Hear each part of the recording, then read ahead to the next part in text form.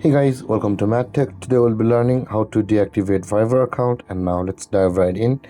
Now to deactivate a Fiverr account, guys, first open up your Fiverr app, and after opening your Fiverr app, guys, at the bottom right corner of the screen on this interface, you can see there is a more button available for us. At the bottom right, tap on the more button, and over here tap on the settings option over here, and again when this appears, tap on the account button at the top of the screen, and you can see the deactivate option available for us just below the change phone number.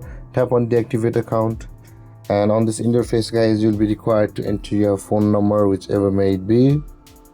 And after entering your phone number, guys, tap on the deactivate button available for us over here on the red button, and on the next step a verification code will be sent to you on this number on your phone. Retrieve that code, and on the next step you'll be required to enter that code on here on Fiverr itself. And with that being done, guys, your Fiverr account will be deactivated. And then, guys, this is how to deactivate Fiverr account. And if you have any confusions or questions regarding the topic, feel free to comment in the comment section below, and don't forget to like, subscribe and hit that bell icon for more videos. Thank you for watching, guys. Peace.